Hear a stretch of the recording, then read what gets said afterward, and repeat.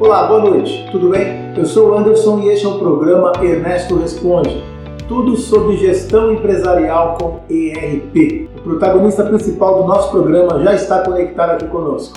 Olá, Sr. Ernesto, boa noite, tudo bem? Sr. Ernesto, vamos para a primeira pergunta. O que é e em que a IoT, Internet das Coisas, ou Internet of Things, pode contribuir para a gestão empresarial? Então, IoT significa Internet of Things, né? Internet das Coisas, em inglês. E é, sem dúvida, uma tecnologia nova que está revolucionando, em muitos pontos, a gestão de uma empresa e passando a fazer parte, né, do próprio ERP. Então, vamos ver aqui alguns exemplos que essa tecnologia nos proporciona. Primeiro, que a gente pode dizer que a IoT pode utilizar-se ou do RFID, que é um chips que você coloca nos produtos, nas coisas que você quer controlar e que se comunicam através de uma antena que pode ser remota, distante, tem várias formas de antenas e antenas bem longínquas, e pode ser também o QR Code, que é uma etiqueta que de alguma forma vai ser lido e fazer o reconhecimento daquele produto, daquela pessoa que está usando aquela etiqueta.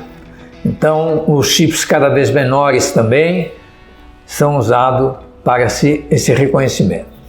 Um lugar onde você encontra muito IoT é quando você vai estacionar o seu carro, principalmente no shopping.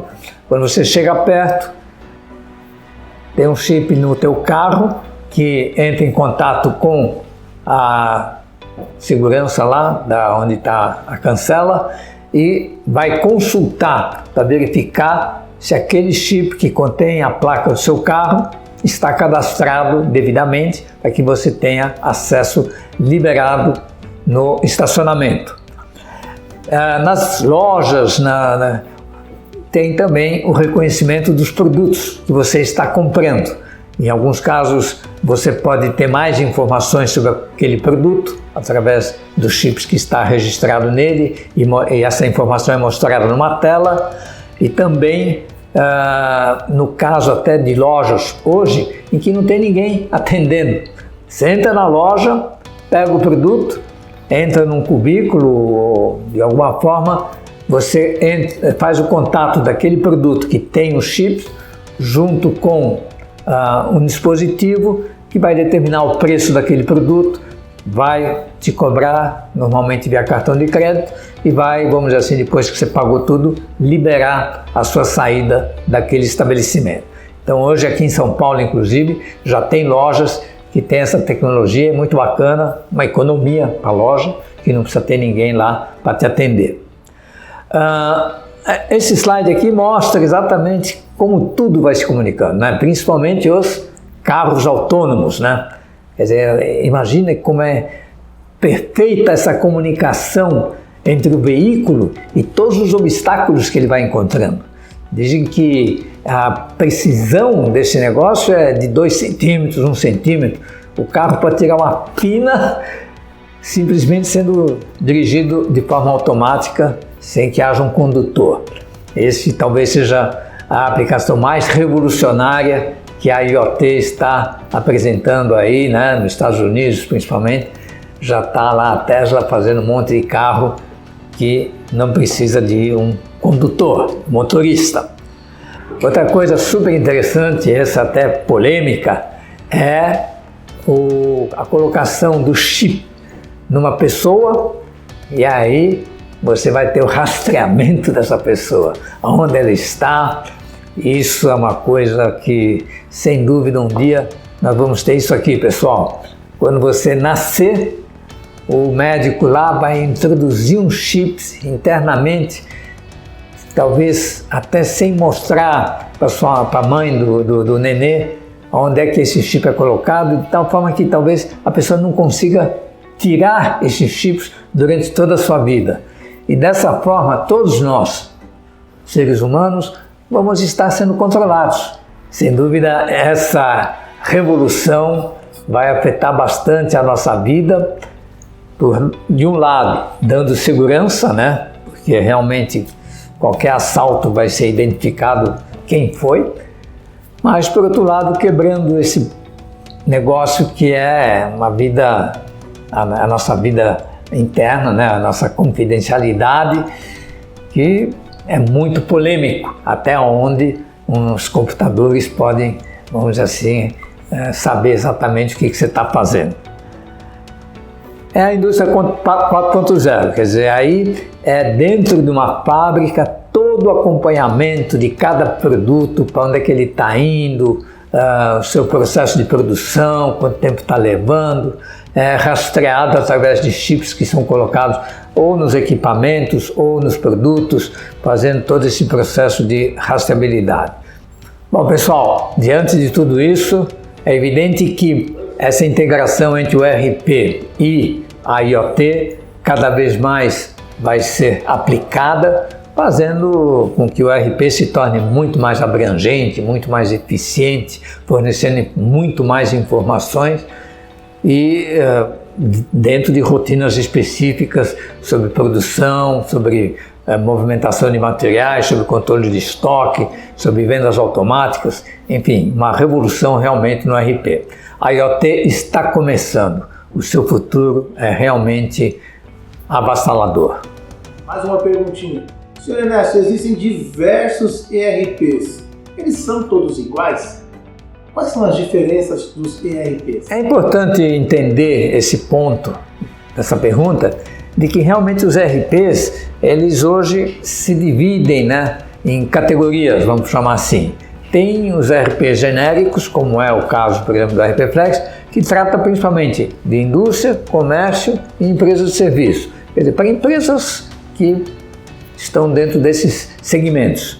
Mas nós temos muitos segmentos específicos que exigem realmente um ERP especializado. Então vou dar aqui alguns exemplos. Um deles é a educação, né? E até ERPs focados para universidades e focados para colégios são diferenciados, onde há todo o controle do aluno, o controle da catraca da faculdade ou da escola, o sistema de notas, os professores, as aulas que estão disponíveis para os alunos, os horários. Então tem todo um processo que faz esse controle. Um outro segmento que também tem bastante peculiaridades é o da saúde, né? Aí você tem isso para hospitais, clínicas e principalmente seguro-saúde, que é super complexo. Então tem também esses controles das pessoas, quais as consultas que ela fez, quais as doenças que ela tem, quais foram os diagnósticos, quais foram os resultados. No caso do seguro-saúde, todo esse controle quando você vai numa clínica para ver se você realmente é atendido por aquele seguro que você fez. Essa integração também com o seguro nas empresas, né, que as pessoas são descontadas do seu salário para poder ter esse seguro. Outro setor também que tem algumas peculiaridades bem próprias é o têxtil, por incrível que pareça. E a roupa, ela tem muitos modelos, muitos tamanhos, enfim, o tal do SKU. Então também normalmente os ERPs para principalmente empresas de confecção são específicos. Olha, é esse aqui porque é ele que se adequa bem a todas as necessidades de uma empresa desse tipo. Financeiras, né? Corretoras, bancos, toda a área financeira tem ERPs próprios. Nem sei se convém chamar esse sistema de ERPs, porque eles são tão próprios, tão específicos, controlando toda essa gestão dos valores, dos dinheiros, dos itens que compõem a carteira, dos vários tipos de investimento. E, finalmente, os ERPs focados em governo, né? Desde uma prefeitura, controle de Estado, controle do governo federal, enfim, ERPs públicos, que, aliás, a maior parte deles são desenvolvidos pelo SERPRO, pela Prodesp, enfim, por empresas públicas mesmo. Então, são específicos também, não competem, vamos dizer assim, com esses ERPs. E aí é isso, tem empresas que são especializadas num desses ERPs, as empresas grandes aí do mercado, elas normalmente têm todas essas categorias, mas é importante você saber isso, que quando você for adquirir um ERP, você deve selecionar quais são aqueles que se adequam realmente às necessidades que você tem. Em qual situação se altera a natureza de movimentação de materiais? Bom, muito boa essa pergunta, porque tem uma certa confusão. Inclusive esse nome, natureza, a gente deu no RPFlex esse nome de natureza, quando na verdade a gente poderia ter dado o nome de centro de custo. Então, muita gente fala assim, pô, mas no RPFlex não tem centro de custo? Tem, é a natureza. Aí vocês vão perguntar, então por que tem esse nome de natureza e não de centro de custo? A gente deu esse nome por causa de dois detalhezinhos. Porque existem duas naturezas específicas, que é o estoque e o imobilizado. Essas duas naturezas, elas são específicas. Inclusive na natureza estoque você pode até mudar essa palavra, em vez de quiser botar estoque, você põe almoxarifado, aí lá nos parâmetros você avisa que o teu nome do estoque da natureza estoque é almoxarifado. Mas a natureza, no mais das vezes, ela é realmente o centro de custo.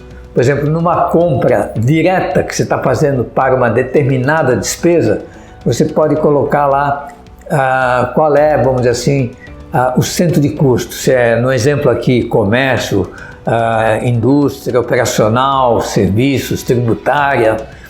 E aí você define em qual centro de custo essa despesa vai ser debitada. Quando sai, por exemplo, o balancete, e mesmo no PEF, você vai ter o custo, as despesas por centro de custo. E assim como na venda, você pode ter várias naturezas de produtos que você vende, então, de acordo com aquela venda, você pode, o mesmo produto às vezes, atender a diversas naturezas. Por exemplo, no caso do exercício, o livro, uma hora ele atende a natureza da educação, lá dos cursos, e outra hora ele dos serviços, né, que a gente deu o nome de serviços aos cursos, e outra hora ele atende a natureza comércio, que é quando ele é vendido lá na lojinha, no varejo. Agora, a natureza estoque, numa entrada, ela identifica que aquele produto vai ser estocado, quer dizer, ele não é uma despesa. Ele ainda vai ser depois requisitado ou vendido saindo do estoque, e aí sim ele vai ser considerado um custo ou uma despesa, dependendo se tem OS e se não tem.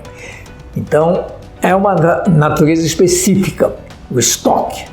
Então, não é um centro de custo, tá? Porque o centro de custo, esse nome, né? Centro de custo, ele recebe um custo, e o estoque não é custo. O estoque é um local onde o produto ficou lá estocado e ainda não é uma despesa, ele ainda é um ativo. E o imobilizado de forma bem similar, né? Porque quando você compra um carro, quando você compra uma máquina, você vai dizer natureza imobilizado. Então isso vai fazer com que, primeiro, lá no PEF vai cair na linha imobilizado. E aí depois vai ser depreciado ou não, mas aí já é um lançamento específico também de depreciação, para você amortizar aquele custo. Mas o imobilizado em si, ele não é um centro de custo, ele é uma conta contábil. Então, pessoal, natureza. Tem duas naturezas, e daí o nome, inclusive, de natureza e não de centro de custo, que são bem específicas. Estoque e imobilizado. As demais naturezas, considerem centro de custo. Aí pode ser a definição que você queira dar na divisão dos seus custos e de suas despesas. No RP Sala de Aula, o custo do produto é bem diferente do seu preço de compra. Por quê? Essa também é interessante, quer dizer, e é discutível entre os contadores, embora agora a legislação contábil, vamos falar assim, recomenda que se adote exatamente essa forma que nós adotamos no exercício. Ou seja, o custo do produto já está com os créditos que aquele produto, aquela compra dá direito. Então, nós já falamos e temos até um vídeo que explica detalhadamente o processo de crédito. Quer dizer, quando eu compro um produto e esse produto ele vai ou fazer parte do meu processo de produção ou vai ser revendido, ele dá direito a crédito. Quer dizer, o imposto que o meu fornecedor pagou, eu vou descontar do imposto que eu tenho que pagar quando eu vender esse produto. De modo que o valor do imposto que eu pago é exatamente a diferença entre o meu preço de venda e o meu preço de custo. Quer dizer, sobre essa isso permite que você tenha uma cadeia de empresas produzindo as várias etapas de um produto final, sem que haja uma duplicação de cobrança de impostos. Quer dizer, cada um vai pagando o imposto apenas daquele processo que ele executou e daquele valor que ele está cobrando por aquela transformação do produto na linha de produção daquele item. Então, nesse exemplo aqui, por exemplo, no exercício, nós temos a argola. Realmente, a empresa comprou a argola e meteu lá R$ 2.200. Foi o valor que veio no total da nota. Sendo que, no caso, foi destacado o IPI. Né? Então aí é que entra aquelas coisas que você fala, pô, por que é tudo diferente? No caso do IPI, o imposto vem destacado, mas mesmo assim você se acredita. Então eu comprei por 2.200. 2.000 foi o preço do produto, mais 200 de IPI. Esses 200, como é um produto que vai fazer parte do processo de produção, eu posso me acreditar do IPI. Então eu me acredito do IPI, já são R$200 a menos. Aí eu posso me acreditar também do ICMS, que são os 18% ou 7% ou 12% que a empresa paga quando está comprando o produto, se for dentro do estado ou fora do estado. Depois ela vai pagar na saída, mas ela vai pagar só o ICM do seu processo, né? Então, se acredita do ICM na compra. E, de forma similar, o PIS e o COFINS. Sendo que o PIS e o COFINS são impostos federais, mas esse também você se acredita.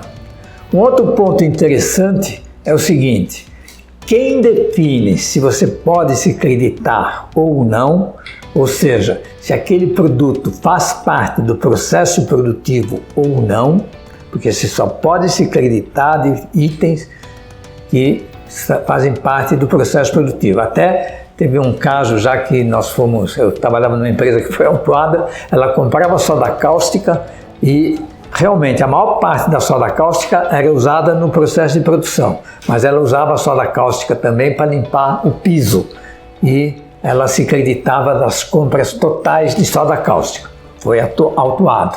Ela tinha que dividir o quanto ela gastou para a produção e quanto ela gastou para a limpeza daquele produto que ela comprou e se acreditar só daquilo que ela usou na produção. Outro detalhe é que a definição se pode se acreditar ou não para o sistema é definida, no caso do ICMS, pelo CFOP. Então, na tabela CFOP, tem na coluna dos vários códigos, que são centenas, dizendo quais são os CFOPs que dão direito a crédito. E aí é a regra fiscal que vai determinar qual é o CFOP. Já no caso do ICMS, aliás, do IPI, do PIS e do COFINS, quem é? O CST, Código de Situação Tributária, que é um outro código. E ali tem, no caso do IPI, é o 00, que dá direito a crédito. No caso do PIS/COFINS, é praticamente a mesma tabela, é a partir dos códigos 50, desse grupo 50, que dão direito a crédito, alguns também dos 60. Mas aí é o código, você tem que ir lá ver a tabela de código, qual é aquele código, lá está escrito se dá direito a crédito ou não. E isso sempre em função se o produto está sendo usado na produção ou se está sendo consumido dentro da própria empresa, sem fazer parte do processo de produção. É complicado, né? Vamos ver se a reforma tributária resolve isso de uma forma mais simples. Qual o prazo adequado de pagamento a ser concedido aos clientes? Essa pergunta tem a ver com liquidez, né? E ela é interessante no sentido que a gente sempre fala, nossa, essa empresa tem um baita lucro e quebrou. Como é que pode? Tem um baita lucro e quebrou. Tem o caso também de empresas que descarregam uma série de despesas que ela tem como investimento, né? Seja no imobilizado, seja um investimento numa determinada, entre aspas, despesas que ela considera aquilo como um investimento que vai para o ativo e não entra em despesa. Então ela passa a ter lucro. Isso acontece muito em startup, quando recebe aquele investimento das empresas estrangeiras normalmente. Então, no caso da pergunta, realmente o que você precisa verificar é o seu prazo que é concedido nas vendas, se ele está compatível, vamos dizer assim, com os prazos que você está obtendo no pagamento das suas matérias-primas, nas suas compras. E aí é que é preciso ficar atento, porque tem empresa que na ânsia de vender começa a esticar os prazos, principalmente no cartão de crédito ou mesmo no prazo de vencimento, e as compras e as despesas, por exemplo, da folha de pagamento são basicamente à vista, e com isso você tem lá um baita contas a receber e o contas a pagar é pequeno porque está tendo que ser pago à vista. Então eu já vi empresas quebrarem tendo um lucro, mas sem caixa. Então por isso que é importante você sempre estar mantendo atualizado e analisando o fluxo de caixa, que aí você vai verificar se não há uma falta de dinheiro. Evidentemente que uma solução para esse problema é você fazer um financiamento, um empréstimo em banco. Então muitas vezes você com esse empréstimo consegue suprir essa deficiência do caixa, vai pagar juros, mas pelo menos não atrasa nos seus pagamentos. Chegamos ao fim de mais um programa. Obrigado por sua audiência.